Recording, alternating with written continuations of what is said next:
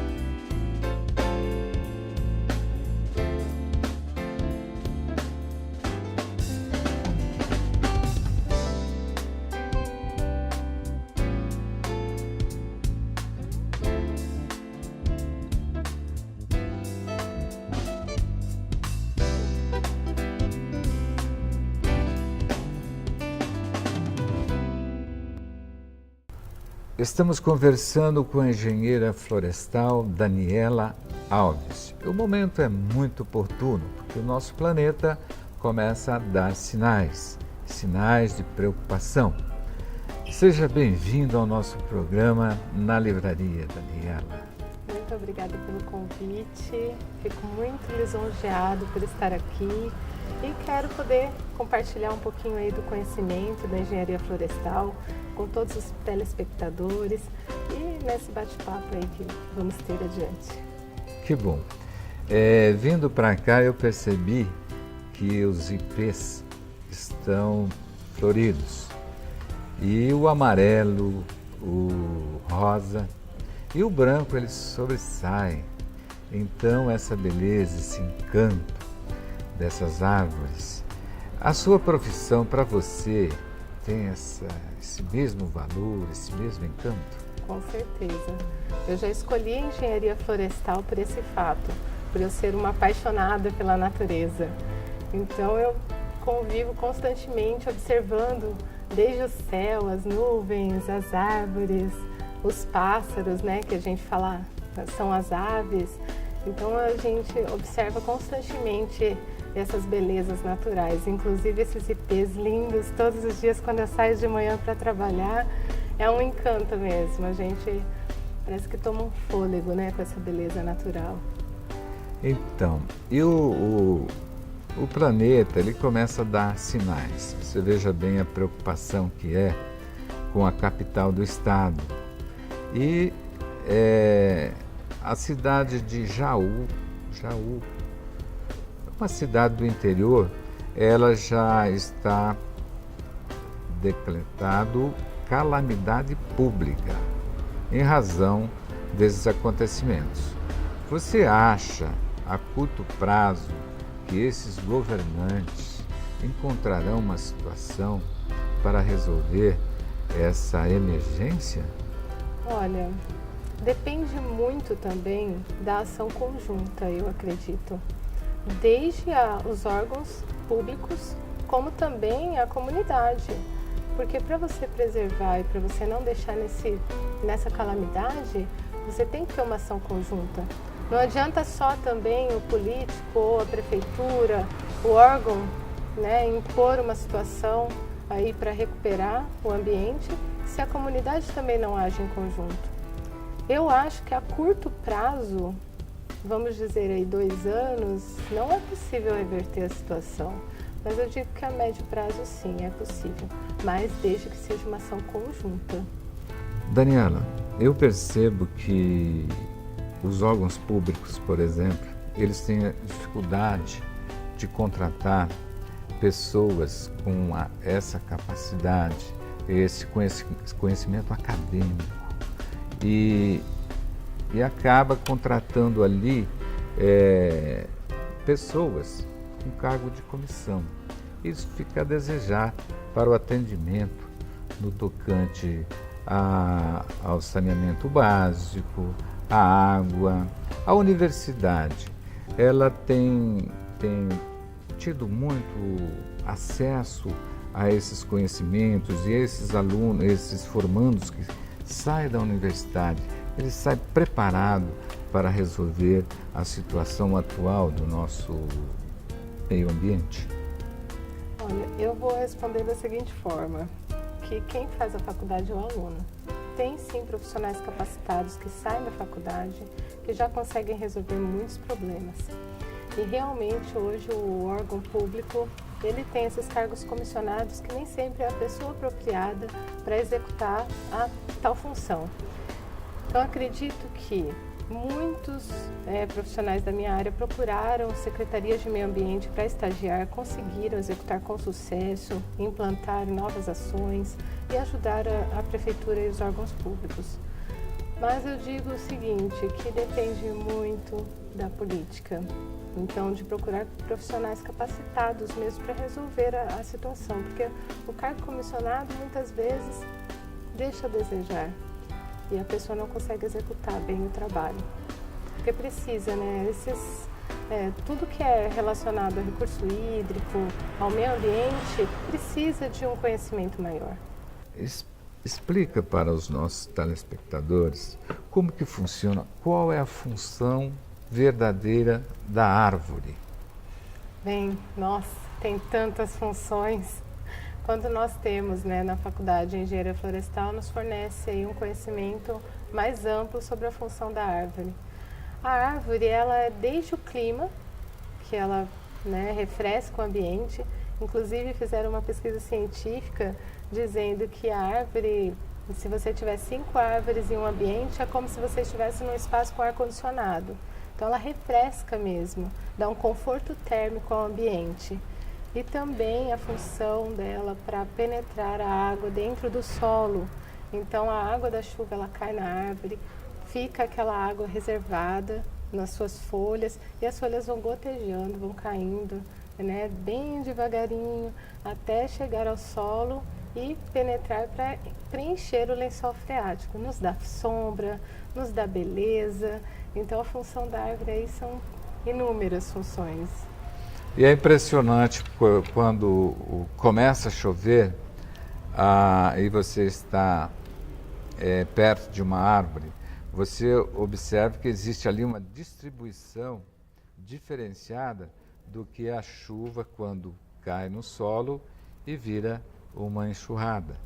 Esses pingos criam uma espécie de fendas e isso já é o processo, por exemplo, de infiltração para procurar o aquífero. Seria essa a linha de pensamento? Sim, também. Porque a função da floresta em si, eu vou falar da floresta, nós chamamos o termo técnico evapotranspiração. Através desse processo que ocorre toda a reserva dessa água para preencher os lençóis freáticos. Por quê? Se não tiver água, o que acontece? A água da chuva ela cai direto ao solo e já escoa rapidamente em direção ao rio, porque é por declive. Então não dá tempo de penetrar as gotículas de água dentro do solo. Então não tem a sua função. Então a árvore em si ela é muito importante para preencher, para ajudar a ser uma grande auxiliadora no preenchimento, né, dos reservatórios aí, lençóis freáticos. Mas, por exemplo, na cidade, existem cidades que têm muitas árvores. Sim. Marília é uma cidade que não tem tantas árvores. A função dessa árvore, por exemplo, numa calçada? A função da árvore, ela fornece alimento para as aves existentes que migram para as cidades por não ter locais para elas morarem. Então, como a cidade ela vai indo em direção à floresta, vai tirando espaço desses animais e esses animais ficam nessas árvores. E o oxigênio, principalmente o oxigênio. Então ela consegue transformar todo o poluente, né, o dióxido de carbono, em oxigênio. Daniela, eu vivi uma fase da minha vida, na adolescência, que eu presenciei a devastação aqui na nossa região. Fazenda do Estado tinha aí 20 alqueires de mata virgem. E essa mata ela era completa em termos de faunas, o rio era conservado, os peixes que você conseguia pescar. As pessoas mais velhas da nossa cidade frequentou muito o rio Tibiriçá e era quase que um turismo o rio. E veio uma autorização do governo aonde foi devastado aí, vamos imaginar, 15 alqueires. E ali tinha árvores de dimensão extraordinária, o tamanho dessa árvore. Nós tínhamos ali árvores como a peroba, o cedro, o ipê, árvores centenárias, e tudo isso foi derrubado com as máquinas de esteira, né? E hoje você vai até esse lugar, está tudo abandonado. Então, se esses sinais de devastação na minha adolescência, ele continua na maior reserva, né, que nós somos donos da maior reserva ecológica do mundo, se persistir esse modelo de devastação, os efeitos serão assustadores. Sim. O que as universidades têm feito para bloquear essa maneira de devastação, esse egoísmo do homem? Sim. As universidades elas são grandes aliadas para nos contemplar aí com conhecimento. E ela faz o que hoje? Existem projetos científicos onde determina o grau de impacto ambiental no local devastado. Então ele coloca os estudantes no local e identifica qual foi o impacto negativo causado naquela área. Então levanta espécies, levanta as árvores que ficaram no local e compara com mapeamentos anteriores. Hoje está muito mais avançado essas pesquisas do que antigamente, porque existem maiores profissionais e eles atuam nesses projetos de uma maneira que alerta a população, a comunidade, para que, se não conservar, não voltar ao que era antes, infelizmente nós teremos aí consequências devastadoras. Você acha, por exemplo, que o caminhar da administração, o comportamento do ser humano, eles estão voltados a olhar o planeta com outros olhos, ou continua essa falta de cultura, de educação, conservação, principalmente nas nossas cidades? Eu percebo que hoje a preocupação é maior, inclusive por causa da legislação que é mais rígida. Então exige um estudo hoje de impacto ambiental antes de você fazer esses empreendimentos, essas benfeitorias. Então antes de ter uma estrada cortando uma floresta, existe todo um levantamento, né, da fauna, da flora da região, para falar qual que é a solução para causar menos impacto naquele local. Então, com a estrada, principalmente, eu cito o fato de que você acaba dando a escassez do rio e a escassez da floresta. Por quê? Você corta a floresta no meio, aí você divide em dois lados a floresta. E você tem um lado uma floresta que não se comunica com a outra floresta.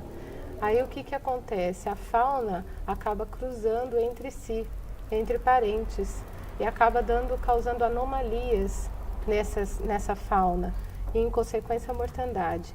Então, finda. E sem fauna, não tem floresta.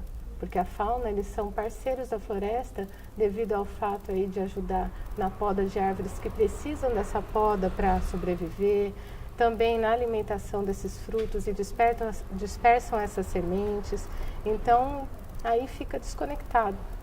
Hoje já existem leis que falam, você vai construir uma estrada, então constrói também uma ponte para a fauna transportar aí de um lado para o outro os seus alimentos e também poder se comunicar com uma família e a outra e cruzarem entre si.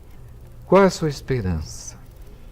Bem, a minha esperança é bem positiva, porque eu sou palestrante de educação ambiental, entro em contato com essas crianças em escolas e elas são assim fascinantes, porque elas acolhem mesmo as informações, levam para casa, levam para a família e tem dado um resultado muito positivo, porque elas levam informação para casa e os pais mesmo, os avós, eles começam a mudar o hábito por causa da criança. Então a criança ela chama atenção. Então o fato hoje que a gente diz da água, fecha a torneira para escovar os dentes. Poxa vida, você vai se ensaboar, fecha o chuveiro. Ô mãe, você fica aí, jogando água na calçada, varre antes. Então as informações que as crianças recebem na escola, elas levam para casa. E a minha esperança é bem positiva para o futuro, porque eu acredito que tem muitos profissionais competentes e essa futura geração ela está mais consciente. Por exemplo, eu percebo que existe hoje a plantação de eucalipto, já virou uma cultura, Sim. né? E essa árvore, o eucalipto, substitui as árvores nativas? Não, de maneira alguma, porque o eucalipto, quando tem um plantio de eucalipto, nós falamos que é a monocultura, é uma espécie só. E é uma floresta vazia, porque não dá alimento para a fauna, não dá o fornecimento necessário de ambiente para essa fauna morar. Então nós falamos que a monocultura realmente é um problema porque é uma floresta vazia. Ela não substitui de maneira alguma a floresta nativa. A floresta nativa ela tem a biodiversidade, então ela tem desde a formiguinha, todos os insetos, locais para as borboletas botarem os seus ovinhos. Então assim, não substitui em hipótese alguma a floresta nativa, é uma monocultura. Porque você observa que uma árvore, por exemplo, se vamos imaginar um ipê numa floresta, embaixo tem toda aquela infinidade de espécies, inclusive os cipós, que ele entrelaçam entre as toras, os diâmetros do ipê, que acaba deixando a árvore linda, maravilhosa. E tudo isso aí tem um significado. Sim. E você observa que o eucalipto, ele simplesmente é uma lavoura, praticamente. Eu digo mesmo com que o cheiro, que tem uns eucaliptos que são, a folha é muito cheirosa, parece um perfume, não é? É a espécie Citriodora, que ela é realmente plantada para óleos essenciais, tem uma quantidade de óleo essencial incrível nas suas folhas. Então, realmente é muito cheirosa. Mas isso acontece também com os pinos? Sim, os pinos também. Mas os pinos hoje... Parece que os pinos ele tem mais galhos. Agora eu não sei qual que é o procedimento, numa lavoura de pinos. Se tem esse efeito, é um pouco melhor que o eucalipto. Não, eu digo que é o mesmo efeito. Mesmo efeito, não tem como dar essa visão de conservação. Não, é monocultura da mesma maneira. Então isso estende também para os canaviais?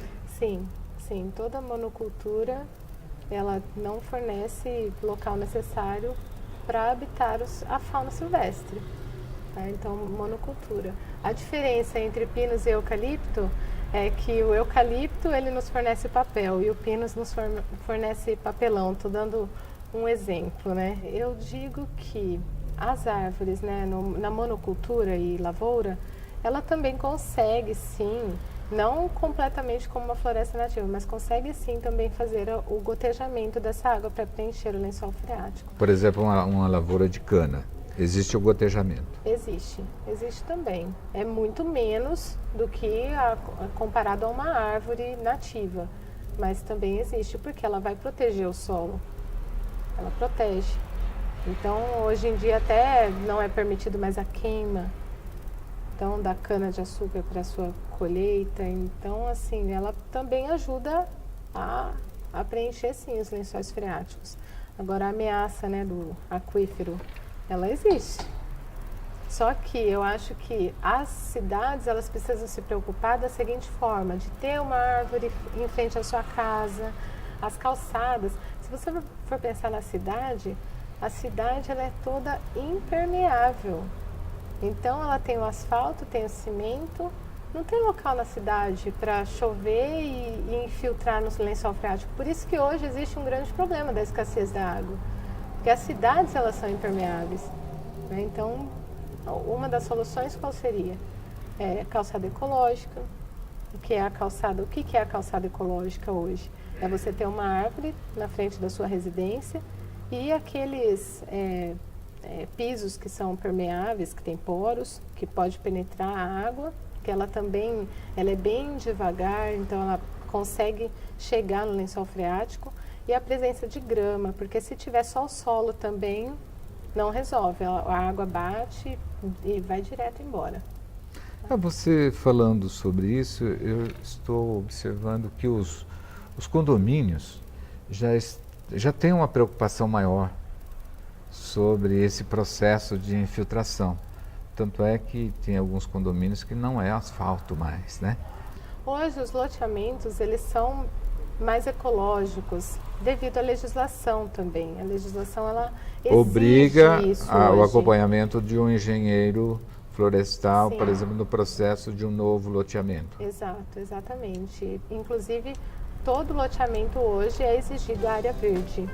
Então, precisa ter a área verde dentro do loteamento para compensar todo o espaço que ele vai, né, impermeabilizar. Então, ele realmente exige hoje, pela lei, que tenha essa preocupação, para a gente futuramente não ficar sem água. A preocupação de outros países.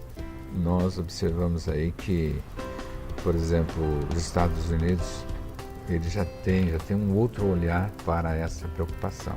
Isso já começa na educação. E aqui na nossa cidade, por exemplo, as escolas, né? Ela tem essa visão de que nós precisamos fazer um país melhor, deixar um planeta para os nossos filhos, nossos netos, diferente do que nós temos hoje. Sim, existe a preocupação e é muito citado, né, a palavra sustentabilidade. Então, dentro das escolas já existe na grade curricular a educação ambiental. E através dessa educação ambiental é levada informação para a criança e a criança leva para casa. O que a criança leva para casa? A informação para você separar o lixo, principalmente, né, o lixo seco do lixo molhado, para você tomar o cuidado, para você não gastar toda a sua água, por exemplo. Né, tomar cuidado com muitas descargas diárias, na hora de escovar os dentes, você fechar a torneira, na hora de estar ensaboando a louça, você também está fechando a torneira, na hora de lavar os alimentos, cuidado, né, com a vazão aí excessiva da água.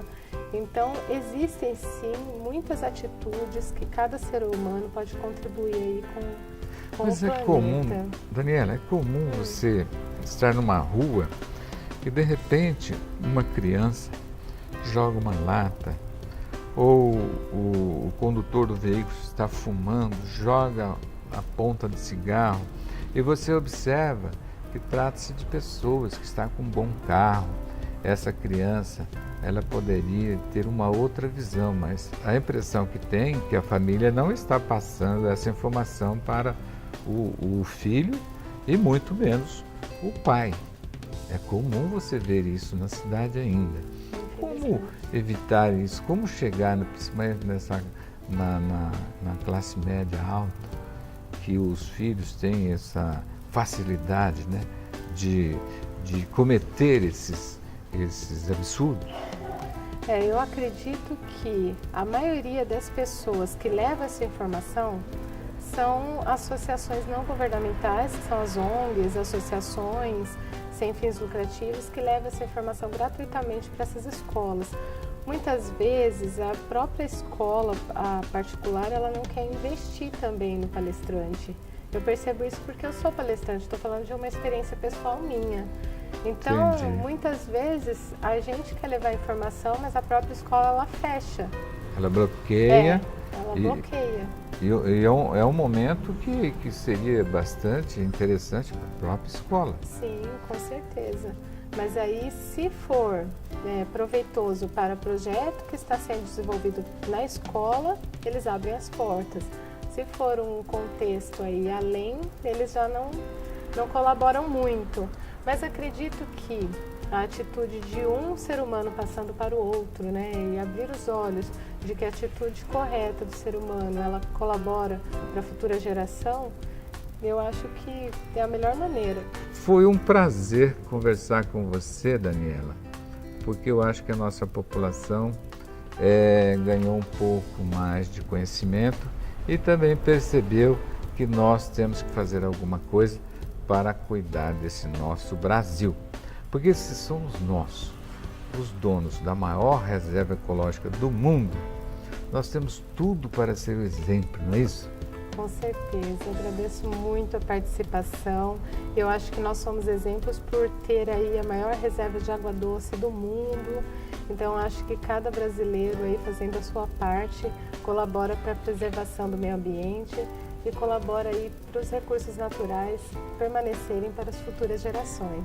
Acho que a atitude é tudo.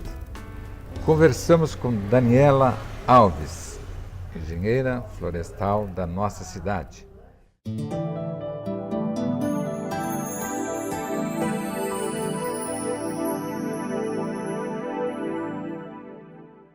Olá, quem vos fala é o sommelier Luiz Escolto. Estou aqui para dar algumas dicas do mundo do vinho. Quero te apresentar hoje um equipamento que o sommelier normalmente utiliza quando o objetivo é oxigenar o vinho.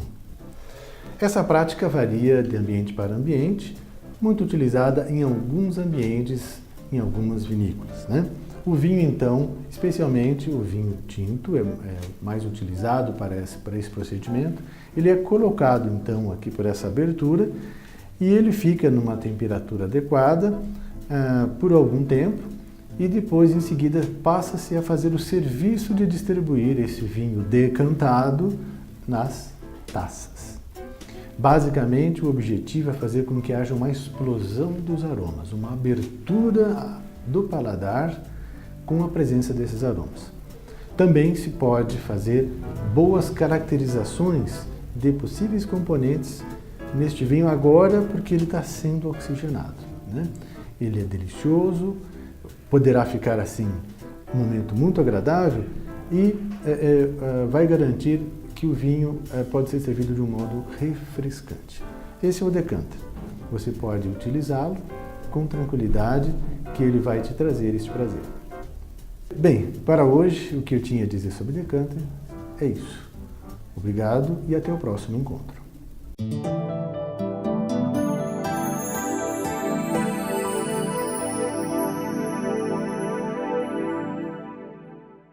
Gostaram da nossa entrevista?